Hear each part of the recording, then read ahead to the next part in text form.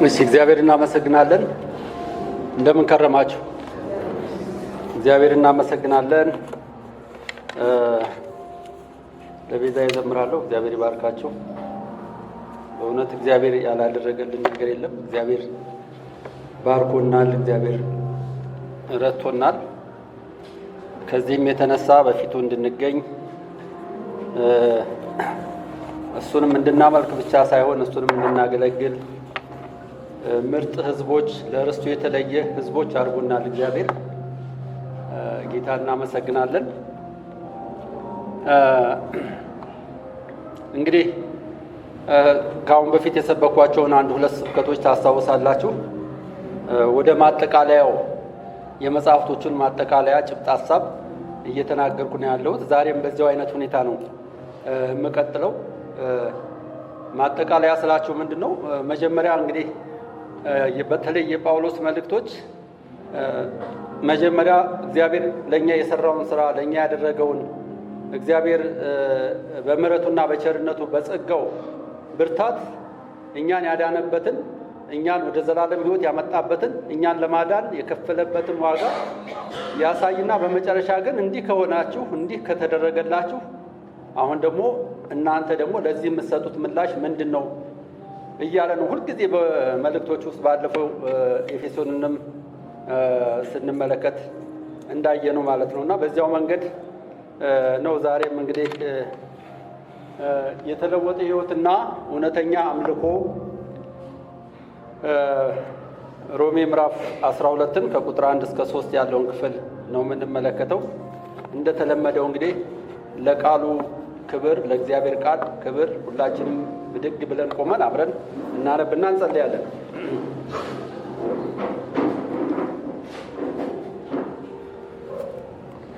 በስላሴያውያን ትርጉም ነው የማነበው።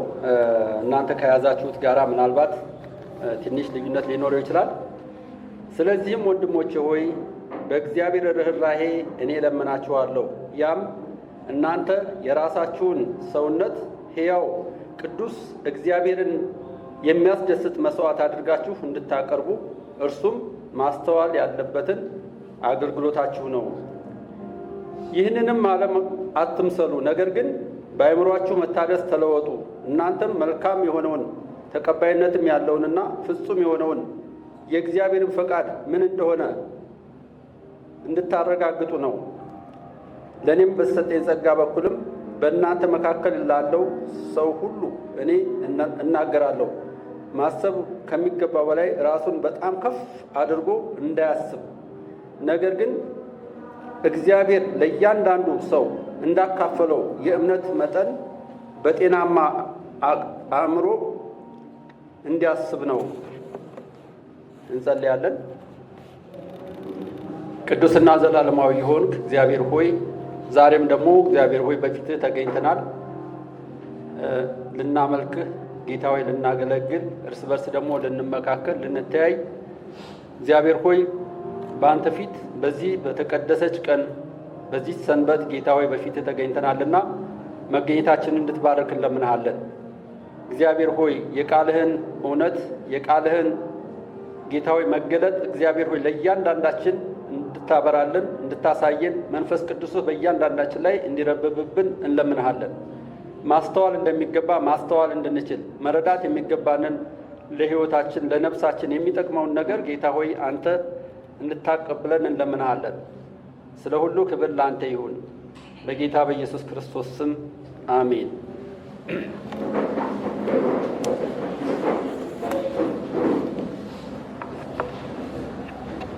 ሐዋርያው ጳውሎስ በምዕራፍ 1 ላይ በምዕራፍ 2 እስከ ምዕራፍ 11 ድረስ እግዚአብሔር ለእኔና ለእናንተ በኢየሱስ ክርስቶስ በኩል ምን አይነት ሕይወት እንደሰጠን ከጨለማ ወደሚደነቀው ብርሃን እንዴት እንዳሻገረን እንዴት በሕግ ሳይሆን በጸጋ እንዴት እንደዳነን እግዚአብሔር ለሰው ልጆች የከፈለውን ዋጋ ቁልጭ አድርጎ በደንብ አበክሮ ይነግረናል። እግዚአብሔር እኛን ያዳነበትን መንገድ ምን ያክል ሥራ እንደሰራ እንዴት እንዳዳነን በስራችን ሳይሆን በጥረታችን ሳይሆን በእግዚአብሔር ጸጋ በእግዚአብሔር ምሕረት በእግዚአብሔር ቸርነት የዘላለም ሕይወት ባለቤት እንደሆንን ይነግረናል ሐዋርያው ጳውሎስ በሮሜ መልእክት ላይ። ስለ እግዚአብሔር ይናገርና ከዚያ በመቀጠል ደግሞ ኢየሱስ ክርስቶስ ማን እንደሆነ የእግዚአብሔርን ሉዓላዊነት የክርስቶስ ኢየሱስንም አምላክነት ኢየሱስ ክርስቶስ እንዴት በሥጋ ወደዚህ እንደመጣ የክርስቶስ ወንጌል እያለ ሰውን ደግሞ የሚያድንበትን የእግዚአብሔርን ወንጌል እየገለጸ ይናገራል። ይህን ሁሉ ከጨረሰ በኋላ እንግዲህ ይህ ሁሉ ሆኖላችሁ ይህ ሁሉ ከተደረገላችሁ በዚህ ውስጥ ሁሉ ካለፋችሁ እግዚአብሔር በጸጋው በምሕረቱ በቸርነቱ እናንተን ካዳነ እናንተን ከጨለማ ወደሚደነቀው ብርሃን ካመጣችሁ የዘላለም ሕይወትን ከሰጣችሁ የጠፋችሁትን ጠፍታችሁ የነበረውን ይህም ሕይወት የማይገባችሁ የነበራችሁትን ይሄ የዘላለም ሕይወት ልታገኙት የማትችሉት ሆኖ ሳለ እግዚአብሔር ከዚያ ሁሉ ያወጣችሁን ወደ ምሕረቱ ያስጠጋችሁን አምላክ እሱን እንዴት ነው የምታገለግሉት? እንዴት ነው ለዚህ አምላክ የምትኖሩት? በማለት ሲጀምር እንግዲህ በማለት ይጀምራል። እንግዲህ ወንድሞች ሆይ ብሎ ነው የሚያስበው። ከምዕራፍ 12 ጀምሮ እስከ 16 ላይ ድረስ ያለው ፕራክቲካል የሆነ ወይም የሥነ ምግባር ሕይወትን እንዴት መኖር እንዳለብን ነው የሚናገረውና ዛሬ እግዚአብሔር ከኛ የሚፈልጋቸው ነገሮች እግዚአብሔር ይህን ሁሉ ስራ ለኛ ከሰራልን እግዚአብሔር እኛን ካጸደቀን እግዚአብሔር እኛን ካዋጀን የመንግስቱ ወራሾች ካደረገን አዲስ ፍጥረት ካደረገን እኛም ከኛ ደግሞ እግዚአብሔር የሚጠብቀው ነገር አለ። እግዚአብሔር ይህን ነገር ይጠብቃል። በተለይ እነዚህ ሶስት ዋና ዋና ነገሮችን እግዚአብሔር ለኛ ይፈልጋል። አንደኛው ሕያው መስዋዕት ማቅረብ ነው። ሕያው የሆነ መስዋዕት እንድናቀርብ ልክ እንደ ብሉይ ኪዳን የእንስሳ መስዋዕት አይደለም። እንስሶች ይታረዱና ይሰጉና ደሙ በመሰዊያው ዙሪያ ይፈሳል። ከዚያ በኋላ ደም ነው የሚፈሰው። እነኛ ደግሞ ሕያው አይደሉም። በቃ የሞቱ እንስሶች ይሞታሉ። ከዚያ በኋላ ሕይወት ሊኖራቸው አይችልም። እኛ ደግሞ ለእግዚአብሔር ማቅረብ ያለብን ሕያው የሆነ መስዋዕት እንድናቀርብ ነው የሚናገረው። የብሉይ ኪዳን መስዋዕት በእንዲህ አይነት ሁኔታ ውስጥ ነው የሚቀርበው። በአዲስ ኪዳን ግን እግዚአብሔር የሚፈልገው የሞተ እንስሳን ሳይሆን ሕያው የሆነ መስዋዕትን ነው። ቅዱስ የሆነ መስዋዕትን ነው። ዘላለማዊ መስዋዕትን ነው። እኔና እናንተን ዘላለማዊ ከሞት ወደ ዘላለም ሕይወት ያሻገረን አምላክ እሱን በሕያውነት ሕያው ሆነን ሕያው መስዋዕትን እያቀረብን እግዚአብሔርን እንድናገለግለው ነው እግዚአብሔር የሚፈልገው። ሙሉ ሰውነታችንን በመስጠት ሰውነታችሁን አቅርቡ፣ ሰውነታችሁን ለእግዚአብሔር አቅርቡ። እጆቻችሁን፣ እግሮቻችሁን፣ ዓይኖቻችሁን፣ ስራችሁን፣ ትዳራችሁን፣ ሁሉን ነገር የተቀደሰ አድርጋችሁ ለእግዚአብሔር አቅርቡ ነው እያለን ያለ።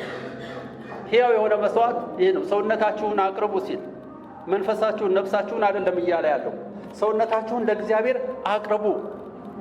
ምክንያቱም ይህንን የምታደርጉት በሕግ ተገዳችሁ አይደለም፣ ወይም በጅራፍ ተገርፋችሁ አይደለም፣ ወይም በአስገዳጅነት ሳይሆን በእግዚአብሔር ምሕረትና በእግዚአብሔር ቸርነት የዳናችሁ እናንተ ይሄ ጸጋ ይበዛላችሁ ዘላለማዊ ሕይወት ያገኛችሁ የዘላለም ሕይወት ባለቤት የሆናችሁ እናንተ ግን መኖር ያለባችሁ ምንድነው? ሕያው የሆነ መስዋዕትን በማቅረብ ነው። እግዚአብሔር ላደረገልን ውለታ በመስጠት ውለታ ስላችሁ እግዚአብሔር ወሮታን የሚቀበል አምላክ አይደለም። ውለታን የሚቀበል አምላክ አይደለም። ውለታውን እንክፈል ብንል እግዚአብሔር ላደረገልን ነገር እንደ ወሮታ እንክፈል ብንል ምንድነው የምትከፍሉት? እስቲ ንገሩኝ፣ ምንድነው የምታደርጉት? እግዚአብሔር ይህን ሁሉ አድርጎልኛል፣ እስቲ እንደው እግዚአብሔር እንደው ላደረገልኝ ውለታ ልክፈል ብትሉ መክፈል ትችላላችሁ? መክፈል እንችላለን? አንችልም እኮ ወገኖቼ። እንኳን ውለታውን ልንከፍል እንደው አንድ ቅንጣት ያክል እንኳን ማድረግ አንችልም። ምክንያቱም እሱ ለኛ የተከፈለን የደም ዋጋ ነው። ለኛ እግዚአብሔር የሰጠን የዘላለምን ሕይወት ነው፣ የማይጠፋን ሕይወት ነው እግዚአብሔር የሰጠን። ስለዚህ እግዚአብሔር ላደረገልን ነገር ግን እኔና እናንተ በአግባብ በስርዓት በታማኝነት በፍቅር በእውነት የእግዚአብሔርን ፈቃድ በማድረግ እንድንኖር እግዚአብሔር ከኛ ይፈልጋል። በአእምሮ መታደስ መለወጥ። ጳውሎስ በዚህ ውስጥ ስንኖር የሚገጥሙን ትልልቅ ፈተናዎች እንዳሉ ይናገራል። አንደኛው ይህንን ዓለም አትምሰሉ ነው። ዓለም የራሷ የሆነ መስፈርት ስላላት፣ ዓለም የራሷንም የሆነ መመዘኛ ስላላት፣ ዓለም የራሷ የሆነ ስርዓት አላት። በዚህ መመዘኛ ውስጥ አትኑሩን። ስግብግብነትን፣ ራስ ወዳድነትን፣ ዝሙትን፣ ኩራትን፣ ትዕቢትን አስወግዱ። እነኚህ ሁሉ የዓለም ስርዓቶች ናቸው። ይህንን ካላደረግ መኖር አትችልም። ይህንን ካላደረግ በኑሮ ከፍ ማለት አትችልም። ይህንን ካላደረግ የተሻለ ህይወት መኖር አትችልም በዚህ ምድር ላይ የሚለውን ያንን ሐሳብ ትታችሁ ግን ይህንን ዓለም ሳትመስሉ ክርስቶስን በመምሰል መኖር እንዳለብን ይናገራል። በጣም ብዙ ነገሮች አሉ በዚህ ዓለም ውስጥ እንድንኖር የሚያስገድዱን ብዙ ነገሮች አሉ። ይህንን አትምሰሉ ነው የሚለን የእግዚአብሔር ቃል። ይልቁንም ተለወጡ ነው የሚለው። መለወጥ፣ ተለወጡ፣ አዲስ ፍጥረት ናችሁ፣ አሮጌው ነገር አልፏል፣ እነሆ ሁሉ አዲስ ሆኗል።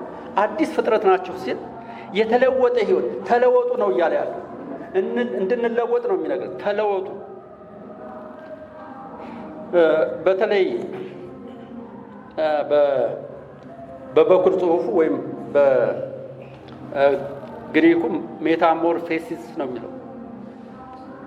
ሜታሞርፎ የሚለው መለወጥን ነው። ልክ እንደ አንድ አባጨጓሬ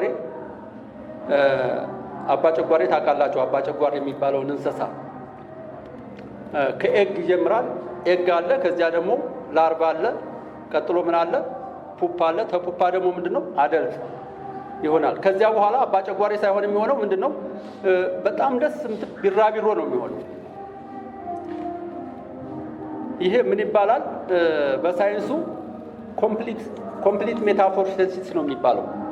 የተሟላ ለውጥን ያደረገ ሙሉ ለውጥን ያካሄደ። ግን አንዳንዶች ሙሉ ሜታሞርፎሲስን የማያሟሉ ምናልባትም ፑፓን ይመስለኛል ዘለው ወደ አደልት የሚሄዱ እንስሳቶች አሉ። እነኛ ኮምፕሊት አይደሉም፣ ኮምፕሊት ሜታሞርፎሲስ አይደሉም። ይሄኛው ግን ኮምፕሊት የሆነ ሜታሞርፎሲስ ወይ ሙሉ ለውጥ። እኔና እናንተ እንደዚያ እንሁን ማለት ያለው ወይ ቢራቢሮ እንሁን ማለት አይደለም። ነገር ግን ለውጣችን ምን መምሰል አለበት? ሙሉ የሆነ የተቀየረ ህይወት እንድንኖር ነው እግዚአብሔር የሚፈልገው። ያም እግዚአብሔርን ደስ የሚያሰኝ ለውጡ እግዚአብሔርን ደስ የሚያሰኝ በአእምሮ መታደስ፣ በፍልስፍና ሳይሆን ወይም በዚህ ሲስተማቲክ በሆነው አይነት ዕውቀትና ጥበብ ሳይሆን፣ በፍልስፍናዊ ዕውቀት ሳይሆን እግዚአብሔርን በመምሰል እግዚአብሔርን የምንመስልበት ህይወት በመኖር እንድንለወጥ ነው እግዚአብሔር የሚፈልገው። ራስን በትህትና በመገምገም ትሁቶች በመሆን ክርስቲያን ትሁት ነው መሆን ያለበት። ምንም ነገር ቢኖረው፣ ሀብት ቢኖረው፣ ንብረት ቢኖረው፣ ምንም ነገር ቢኖረው ትህትና ለእግዚአብሔር መንግስት ውስጥ ተገቢው ነው። ይሄ ነው በአእምሮ በመታደስ እግዚአብሔር የሚከበርበትን ህይወት መኖር፣ እግዚአብሔር የሚደሰትበትን ለእግዚአብሔር መልካም ፍሬ ማፍራት የምንችለው ያን ጊዜ ነው። እግዚአብሔር መንፈሳዊ ፍሬ እንድናፈራ ይፈልጋል። ትሁቶች እንድንሆን ይፈልጋል። እግዚአብሔርን የምንፈራ እንድንሆን ይፈልጋል። ለእግዚአብሔር መንግስት ተገቢዎች እንድንሆን እግዚአብሔር ይፈልጋል። ክርስቲያን የሆኑም ለዚያ ነው። እግዚአብሔርም ወደ ራሱ መንግስት ውስጥ ያስገባን በእንዲህ አይነት ህይወት እንድንኖር፣ በትክክለኛው ሚዛን ውስጥ እንድንኖር ነው። እግዚአብሔር በሚከብርበት ሚዛን ውስጥ እንድንኖር ነው እግዚአብሔር የሚፈልገው። እግዚአብሔርን ደስ በሚያሰኘው ህይወት ውስጥ እንድንኖር ነው። እግዚአብሔር የሚከበርበት ህይወት ብቻ ሳይሆን እኔና እናንተም የምንባረክበት፣ እኔና እናንተም ደግሞ ለእግዚአብሔር መንግስት በቂዎች እንድንሆን፣ ለእግዚአብሔር መንግስት እንደሚገባ መኖር እንድንችል ነው። እንግዲህ የሮሜ መጽሐፍ ስለሆነ እያየን ያለ ነው። በሁለት ምሰሶዎች ላይ የቆመ ነው። የሮሜ መጽሐፍ ብቻ ሳይሆን ባለፈው የተመለከትነው የኤፌሶን መጽሐፍ እንደዚሁ ነው። ብዙዎቹ የሐዋርያው ጳውሎስ መልእክቶች በሁለት መንገዶች ላይ ታላላቅ በሆኑ ምሰሶዎች ላይ የቆመ ነው። የመጀመሪያው ክፍል መጀመሪያ ቴዎሎጂን ነው የሚሰጠን ወይም ስነ መለኮታዊ ሕይወትን ያ ስነ መለኮታዊ ሕይወት በክርስቶስ ኢየሱስ በኩል የተሰራልንን ታላላቅ ስራዎችን ነው የሚነግረን። ረጅሙ ክፍል ያንን ነው የሚይዘው። የእግዚአብሔርን ስራ፣ የእግዚአብሔርን ምሕረት፣ የእግዚአብሔርን ቸርነት፣ የእግዚአብሔርን የማዳን ኃይል እግዚአብሔር የከፈለውን ዋጋ በልጁ በኢየሱስ ክርስቶስ በኩል ለእኔና ለእናንተ የከፈለውን ነው የሚያሳየን። ጳውሎስ የሰው ልጅ ኃጢአትን ያሸነፈበትን መንገድ ወይም ከኃጢአት ነፃ የወጣበት መንገድ በሕግ ስራ ሳይሆን በጸጋ እንደሆነ ይነግረናል። የኤፌሶን መልእክት ስንመለከትም እንደዚሁ ነው። የሮሜንም መጽሐፍ ስንመለከት በእንዲህ አይነት መንገድ ነው የምናየው። በሕግ ሳይሆን በጸጋ ድነናል ይለናል። በጸጋ መዳናችንን እግዚአብሔር እኔና እናንተን ጽድቅን እንዴት እንዳወረሰን የጽድቅ ባለቤቶች እንድንሆን የእግዚአብሔር ቤተሰቦች እንድንሆን የእግዚአብሔር ልጆች እንድንሆን እግዚአብሔር የከፈለውን ዋጋ ነው የሚነግረን በልጁ በኢየሱስ ክርስቶስ በኩል። በምንም መንገድ ልናገኘው የማንችለውን በምንም መንገድ ወደዚህ መንግስት ልንገባ የማንችለውን እኔና እናንተን እግዚአብሔር ግን በምሕረቱ ባለጸጋ ስለሆነ በኢየሱስ ክርስቶስ በኩል ብቻ የእግዚአብሔር መንግስት ወራሾች እንድንሆን አደረገን። አንዳንድ ጊዜ ቀለል አድርገን ስናየው ይገርመኛል። እኔም አንዳንድ ጊዜ ታስበው ምን ለዚህ ነው እኮ ሰዎች አይ ክርስቶስ ኢየሱስ የሰራው ስራ በቂ አይደለም፣ እኛም ተፍተፍ ማለት አለብን፣ ትንሽ ትንሽ መጨመር አለብን፣ ምራቂ ያስፈልጋል ብለው የሚያደርጉትም ከዚህ የተነሳ ይመስለኛል። የክርስቶስ የማዳኑ ኃይል አቅለውት ይመስለኛል። ግን ይገርማችኋል፣ በአእምሯችን ከምናስበው በላይ ነው። ስለዚህ ይህ ከሆነልን ወደ ፍጻሜው ላይ ሲደርስ ተግባራዊ ክርስትና እንኖር ነው የሚለን። ኤቲካል የሆነ ፕራክቲካል የሆነ ተግባራዊ ክርስትና እንዴት መኖር እንዳለብን ከስነ መለኮቱም ባሻገር ደግሞ ፕራክቲካል የሆነ ቴዎሎጂ ነው የሚሰጠን ከምዕራፍ 12 ጀምሮ። እንደዚያ እውቀት ብቻ የአእምሮ እውቀት ብቻ ቢሆን ምንም ሊጠቅም አይችልም። እግዚአብሔርን ማወቅ ክርስቶስ ኢየሱስን ማወቅ ብቻ ሳይሆን እንዲሁም ደግሞ በሕይወታችን ልንተገብረው የሚገባውን መሰረታዊ ነገር እንድናገኝ ይፈልጋል እግዚአብሔር። ዛሬ የምንመለከተው እንግዲህ እነኝን ታላላቅ መሰረታዊ ነገሮች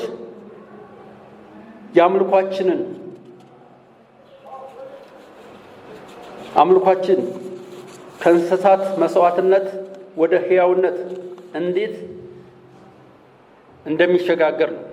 አስተሳሰባችን ከዓለም መምሰል የአእምሮ መታደስ፣ ዓለምን ከመምሰል የዚህን ዓለም ተግባር የዚህን ዓለም ነገር ከመምሰል በአእምሮ መታደስ መለወጥ። ቁጥር 2 ላይ የሚነግረን ይህንን ነው። የማንነታችን ወይም ትዕቢት ወደ እውነተኛ ትህትና፣ እነኛን እኔነቶቻችንን፣ ትዕቢታችንን፣ ኩራታችንን ወዴት መለወጥ አለበት? ወደ ትህትና። ክርስቶስ ኢየሱስ ትሁት እንደሆነ እኔና እናንተም ምን ልንሆን ይገባናል? ትሁቶች እንድንሆን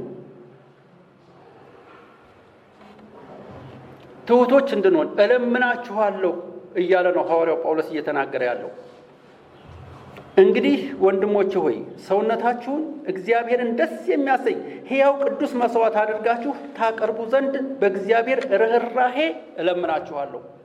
በእግዚአብሔር ምሕረት፣ በእግዚአብሔር ርኅራኄ፣ በእግዚአብሔር ቸርነት እለምናችኋለሁ። ታስታውሱ ከሆነ ኤፌሶንም ላይ እለምናችኋለሁ ይል ነበር። ምዕራፍ 4 ላይ ከቁጥር 1 እስከ 3 እንመለከት። እዚህም ቦታ ላይ እለምናችኋለሁ በምን? በእግዚአብሔር ምሕረት፣ በእግዚአብሔር ርኅራኄ።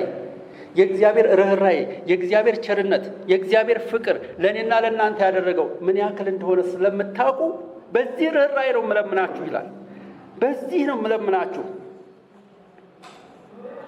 የፍቅርና የልመና ድምፅ ነው። የትእዛዝ አይደለም። አድርግ አታድርግ በሚል አይደለም፣ በማስገደድም አይደለም፣ በርኅራኄ ነው።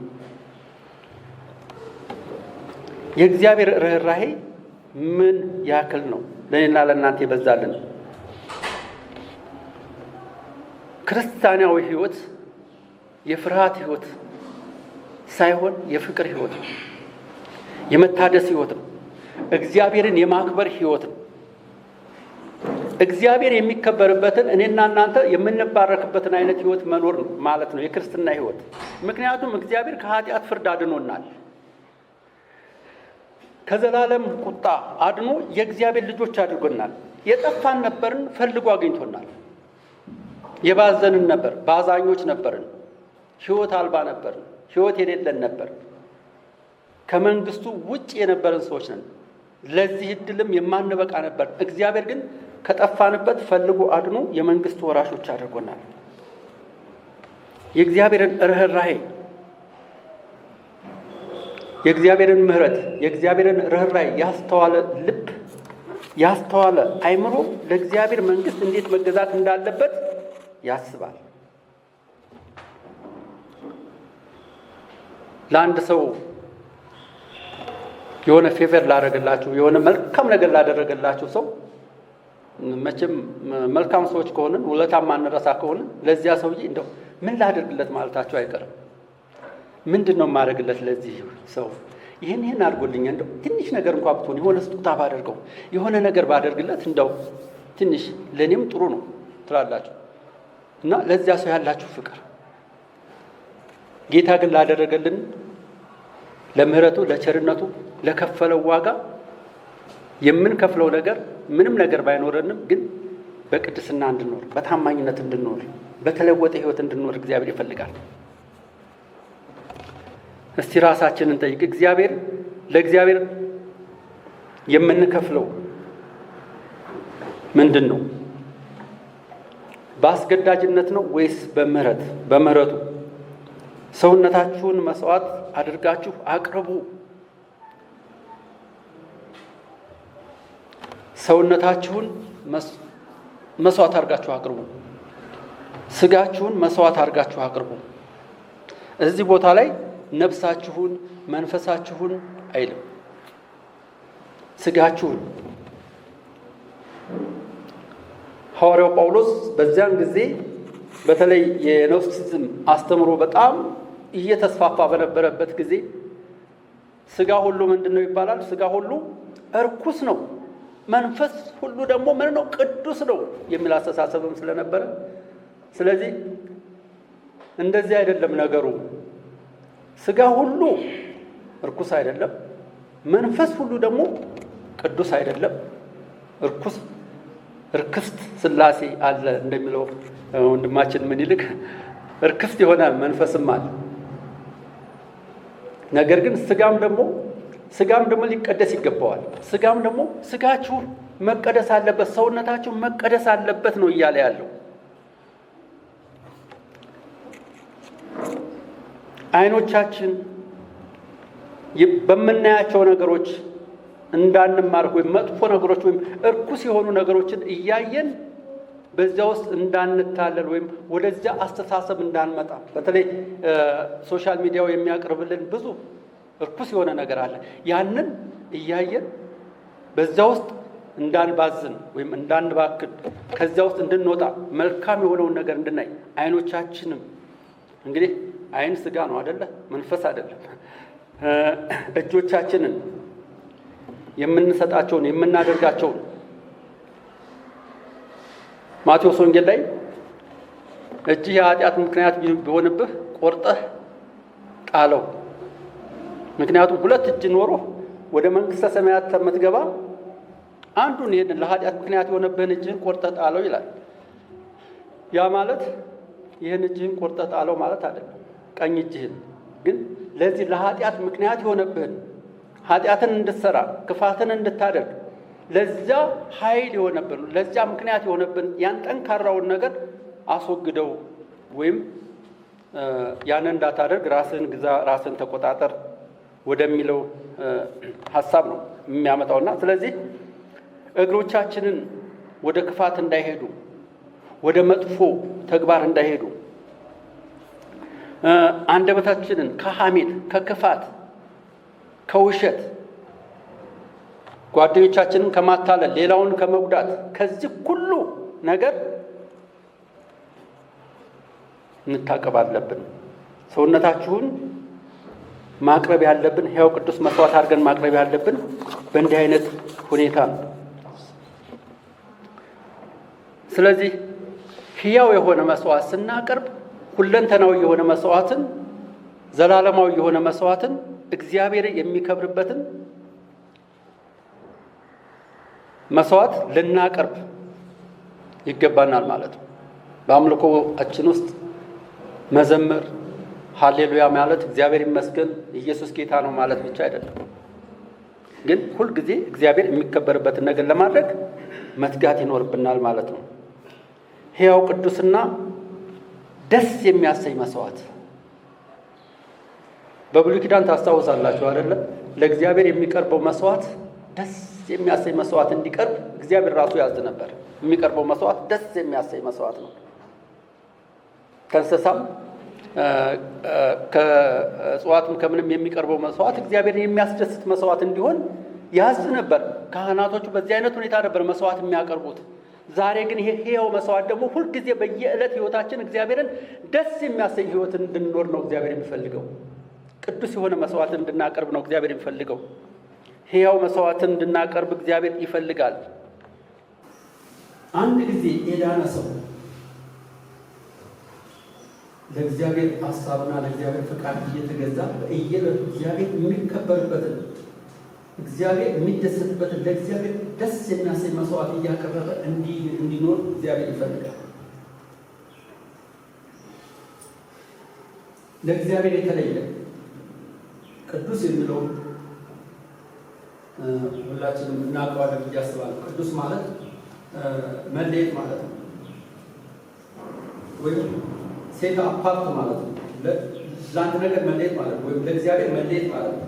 ለእግዚአብሔር የተለየ ሕይወት የምንኖረው በዚህ ምድር ላይ ለእግዚአብሔር ስለሆነ ከዳን ጊዜ ጀምሮ ጌታ እኛን ሊወስደን ይችል ነበረ። በዚህ መኖራችን ግን ሕያው ምስክሮች እንድንሆን፣ ቅዱስ ምስክሮች እንድንሆን፣ ታማኝ አገልጋዮች እንድንሆን፣ የእግዚአብሔር ስራ እንድንሰራ፣ መንግስቱን እንድናሰፋ፣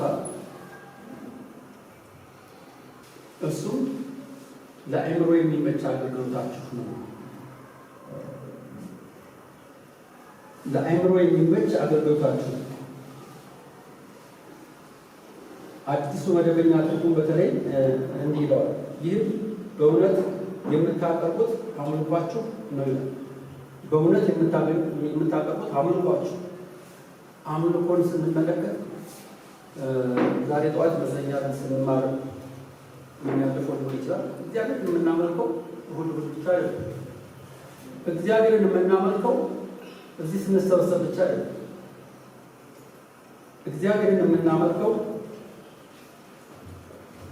ዛሬ ተሰብስበን አምልከን ነገ ደግሞ ይሄ ሁሉ የሰማነው ቃል ሁሉ፣ የተማርነው ትምህርት ሁሉ፣ የሰማነው መዝሙር ሁሉ ነገር የሚጠፋ መሆን የለበትም። ነገ ሰኞ በቃ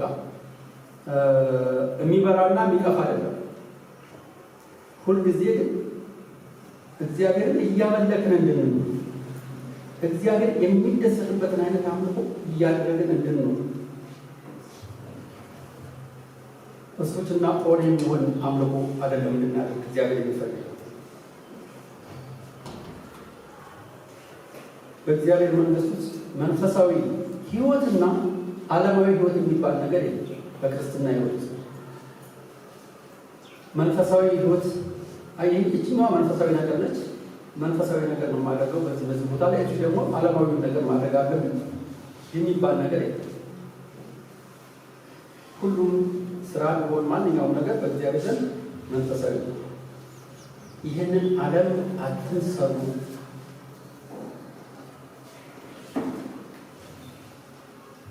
መልካምና ደስ የሚያሰኘውን ፍጹም የሆነውንም የእግዚአብሔር ፈቃድ ምን እንደሆነ ፈትናችሁ ታውቁ ዘንድ በአእምሯችሁ መታደስ ተለወጡ እንጂ ይህንን ዓለም አትምሰሉ። አሁን ከባዱ ለውጥ፣ ከባዱ ጥያቄ፣ ከባዱ ማስጠንቀቂያ እዚህ ላይ ነው። ዓለም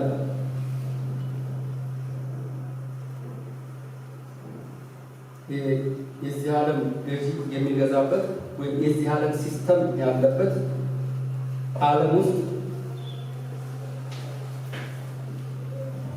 የምንኖረው አይነት ወይም ሻጋታ ይሆናል። ዓለም በብዙ ነገር ይጠቅመናል፣ በብዙ ነገር ደግሞ የማይጠቅመን ሁኔታ አለ። ዓለም ወደ ሻጋታው ወደ መጥፎ ነገር እንዳያሰጥመን ወይም በዛ ውስጥ እንዳይጨምቀን ወደዛ መስመር እንዳያመጣ ሁልጊዜ እየተጠነቀቀን እንድንኖር እግዚአብሔር ብቻ የሚከብርበትን ሕይወት እየኖርን እንድንቀጥል እግዚአብሔር ይፈልጋል። አንድ ጄሪ ፊሊፕስ የሚባሉ ሰው የተናገሩትን የሥነ መለኮት ምሁር ናቸው። ይህን የተናገሩትን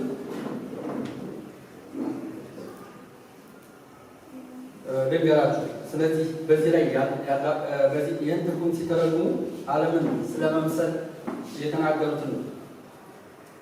ዶንት ሌት ዘ ወርልድ አራውንድ ዩ ስኩዊዝ ዩ ኢን ኢትስ ኦን ሞልድ።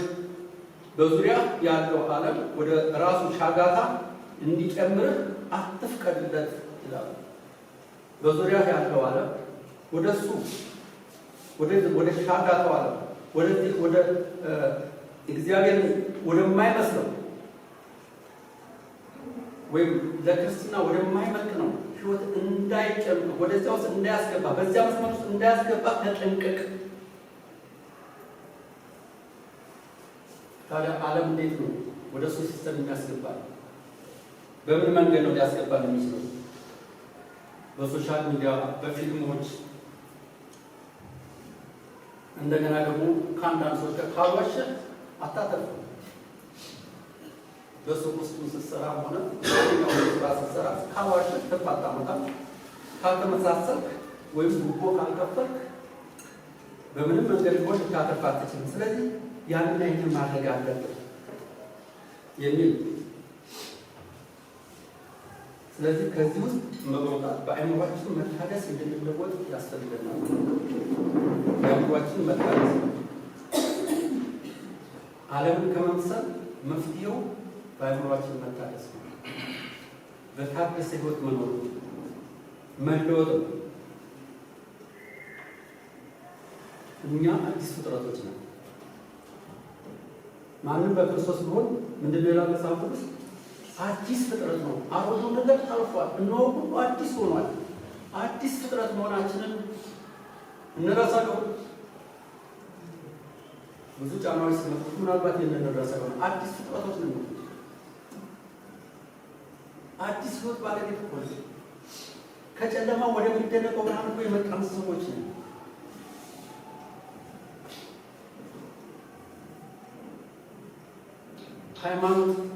ሃይማኖተኝነት ተጠናውቶ ቢሆን እኔ ፕሮቴስታንት ነኝ፣ እኔ ደግሞ ኦርቶዶክስ ነኝ፣ እኔ ደግሞ እንደዚህ ነኝ በማለት ይህም ማለት እነዚህ ነገሮች ሃይማኖተኝነት ውጫዊ ናቸው። የውስጥ መለወጥ ነው እግዚአብሔር የሚፈልገው ከኛ። የክርስቲያናዊ ለውጥ ውጫዊ ለውጥ ሳይሆን አለባበስ ሳይሆን ወይም በውጭ በአንደበት የሚነገሩ ሳይሆን ውስጣዊ ለውጥ ነው። በውስጥ መለወጥ እግዚአብሔር የሚፈልገው ውስጣዊ ለውጥ እንዲኖረን ነው። ይህ እንዴት ሊሆን ይችላል? መለወጥ እንዴት ይቻላል? እንዴት ነው መለወጥ የሚቻለው? እንዴት ነው መታደስ የሚቻለው? እንዴት ነው እግዚአብሔር መምሰል የሚቻለው? ምን እያለ ነው? ይህ ክፍል እያለን ያለው በእግዚአብሔር ቃል እንድንለወጥ ቃሉን ስናጠና፣ ስናነብ፣ ስናሰላስል አስተሳሰባችን መጽሐፍ ቅዱሳዊ የሆነ ይመጣል። መጽሐፍ ቅዱስ ጥናት ካላችሁ መጽሐፍ ቅዱስን በየዕለቱ የምታነቡ ከሆነ መጽሐፍ ቅዱስን ሁልጊዜ የምናነብ ከሆነ አስተሳሰባችን መጽሐፍ ቅዱሳዊ ይሆናል። መፍትሄው ይሄ አንደኛው መፍትሄ። ሌላው የመንፈስ ቅዱስ ስራ። መንፈስ ቅዱስ እውነትን እንዲገልጽልን፣ መንፈስ ቅዱስ እውነትን እንዲያበራልን፣ ውስጣችንን እንዲለውጠው እንዲቀይረው ከፈለግን ለመንፈስ ቅዱስ ራሳችንን ማስገዛት አለብን። ያን ጊዜ መንፈስ ቅዱስ ውስጣችንን ይለውጠዋል። በመንፈስ ቅዱስ ቁጥጥር ስር ስንሆን በመንፈስ ቅዱስ ቁጥጥር ስር የሚሆነው ሁልጊዜ በጸሎትና የእግዚአብሔር ቃል በማጥናት ስለ መንፈስ ቅዱስ መቆጣጠር የመንፈስ ቅዱስን መቆጣጠር የእግዚአብሔር ፈቃድ ፈትኖ ማወቅ። እንዴት ነው የእግዚአብሔር ፈቃድ ፈትነን የምናውቀው? የእግዚአብሔር ፈቃድ የት ነው? የእግዚአብሔር ፈቃድ እንዴት ነው? የእግዚአብሔር ፈቃድ ምንድን ነው? የእግዚአብሔር ፈቃድ ለማወቅ የምንገለግልባቸው የአኗኗራችን ዘይቤ ነው። እግዚአብሔር ፈቃድ ምን እንደሆነ በቀላሉ ፈትነህ ታውቃለህ። የእግዚአብሔር ቃል ስታጠና ማለት ነው። ምን ልስራ፣ ማንን ላግባ፣ ምን ላድርግ፣ እነዚህ ነገሮች ሁሉ የእግዚአብሔር ፈቃድ የቱ ነው ብለን ስንል በእግዚአብሔር ቃል ነው ልናውቀው የምንችለው። በእግዚአብሔር ብርሃን ስንኖር ነው። የእግዚአብሔር ፈቃድ መልካም የሆነውን ደስ የሚያሰኘውና ፍጹም የሆነውን ማወቅ እንዳለብን ቃሉ ስለሚነግረን በዚህ ውስጥ መመላለስ ስንችል፣ በእግዚአብሔር ሀሳብና በእግዚአብሔር ፈቃድ ውስጥ መመላለስ ስንችል እግዚአብሔር ራሳችንን እንድናስገዛ ስለሚፈልግ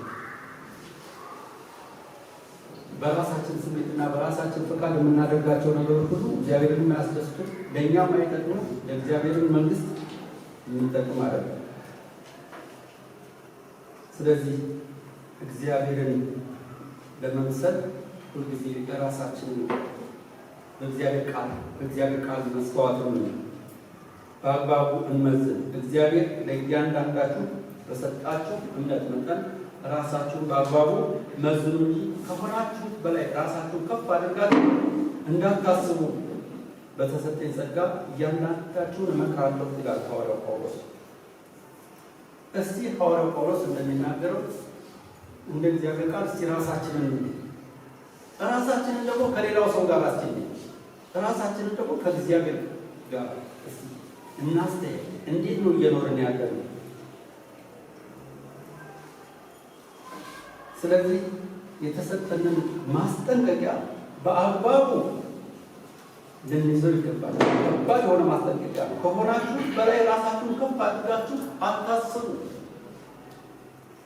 ከሆኑ በላይ አንዳንድ ጊዜ ራሳችን ከፍ አድርገን ያልሆነውን ለመሆን እንፈልጋለን። በዚህ ጊዜ በቤተ ክርስቲያን ውስጥ መከፋፈል ይፈጠራል። በቤተ ክርስቲያን ውስጥ እርስ በርስ ፍቅር ይጎላል፣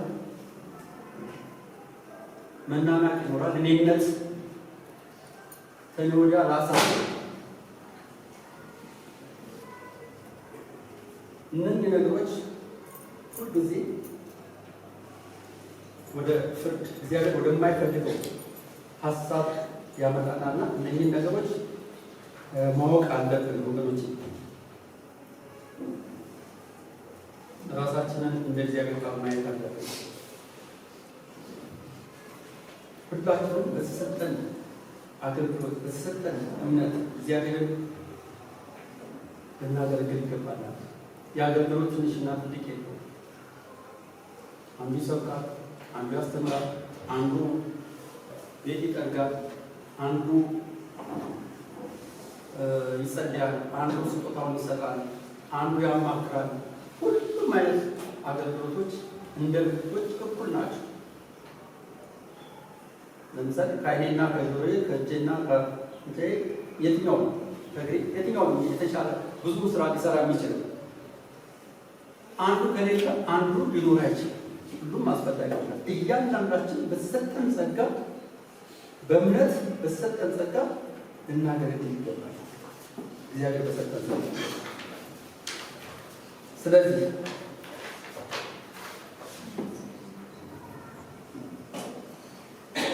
ዛሬ የሰማነውን ቃል በሶስት ነገሮች ተጠቅልልና እጨርሳለሁ። በግል ሕይወታችን ዛሬ ከዚህ ከዓለም እኩይ ተግባር ወይም ከዓለም ሻጋታ ራሳችንን እንዴት መጠበቅ አለብን? እንዴት እግዚአብሔርን መምሰል አለብን? እንዴት መለወጥ አለብን? ይህንን የራሳችን ውሳኔና የራሳችን ሀሳብ በምን ላይ ያጠነጠነ ነው? በተማርነው መሰረት ልንለወጥ ይህ ዓለም የራሱን ፍቃድ በእኛ ላይ እንዳይጭንብን መጠንቀቅ አለብን። በአምልኮ ሕይወታችን ሁልጊዜ እግዚአብሔር የሚደሰትበትና የሚከበርበትን እኛም ደግሞ ሁልጊዜ የምናበራ ሁልጊዜ ደግሞ እግዚአብሔርን ደስ የምናሰኝ ለአገልግሎታችን የሚመች እግዚአብሔር ለሰጠን አገልግሎት የሚመች አገልግሎት እንድንኖር እንድናስብ ያስፈልገናል። ዛሬ እዚህ ተሰብስበን አምልኮ እሑድና ቅዳሜ እሑድ ብቻ ነው። ከዚህ በኋላ ግን ከሰኞ እስከ ቅዳሜ ድረስ ደግሞ ያለው ሌላ ስራ ነው እንድንል ሳይሆን ሁልጊዜ በስራችንም በተግባራችንም በትዳራችንም በገንዘባችንም በሁሉም እግዚአብሔርን እንድናከብረው እንድናመልከው ያሳስበናል። የዛሬው በቤተ ክርስቲያንና በማህበረሰቡ ሕይወት ውስጥ በትህትና እንመላለስ።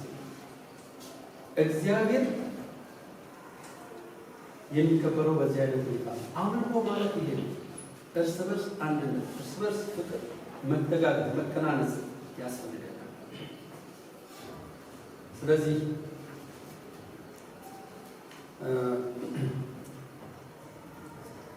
እግዚአብሔር በእንዲህ አይነት ሕይወት እንድንኖር እግዚአብሔር በሚከበርበት አይነት ሕይወት እንድንኖር የመለወጥ ሕይወት እንድንኖር የመታደስ ሕይወት እንድንኖር ዓለምን እንዳንመስል ሁሉንም ደግሞ በአግባብ ማድረግ እንድንችል እግዚአብሔር ይርዳል። እንጸልያለን።